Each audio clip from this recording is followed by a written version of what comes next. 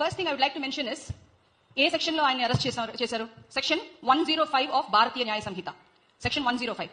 I have to read out this. Section 105 actually states, ఏం చెప్తుంది section అంటే, culpable homicide not amounting to murder if act by which the death is caused is done with intention of causing death. ఈ section ఎట్లా applicable అవుతుందండి? Section 105 cannot be applicable because he definitely did not have any intention. ఒకరిని మోసం చేయాలి లేకపోతే to cause some death intentionally అనేది it cannot be accepted. So section 105 of BNS cannot be applied on this charge. తర్వాత the second section what I heard is section 118(1) కదండి, మీరు అన్ని విని ఉంటారు. I will read out section 118(1). It is invoked when a person voluntarily causes hurt to someone using dangerous tools or methods. ఇక్కడ ఏం తప్పు చేశారు అర్జున్ గారు అనేది is my first question.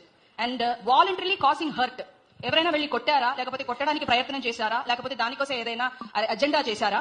And using dangerous tools or methods. What was the dangerous tool that is being used? ఒక ఆవిడ అక్కడ చనిపోవడం అనేది ఇట్ ఇస్ 100% an accident.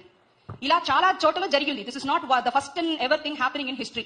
ఎక్కువ జనాలు ఉండే ఒక చోట ఒక గుడిలో ఒక కుంభమేళా గానీ ఏదో ఒక ఇంపార్టెంట్ జాతర గానీ జరిగేటప్పుడు కూడా ఇలాంటి విషయాలు సంభవిస్తున్నాయి. అది మన అందరికీ తెలుసు.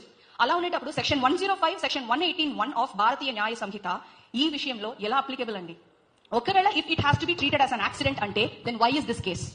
Then why is this FIR being filed?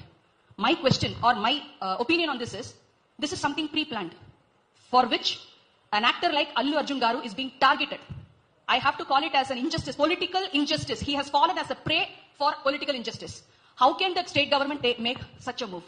But why an FIR for this?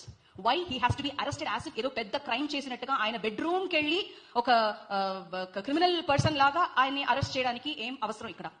He is not a person who is trying to escape from the society. Anybody can spot out Allu Arjun Garu. He does not have to disguise himself and go anywhere. So అలా ఉన్నప్పుడు this is definitely a conspiracy is being involved. Okay, మీరు అడగొచ్చు, ఇది మీరు ఎందుకు వచ్చి అడుగుతున్నారు? మీరు సింగర్ కదా, మీరు ఎందుకు వచ్చి అడుగుతున్నారు? సార్ ఇది రేపు నాకు కూడా జరగొచ్చు.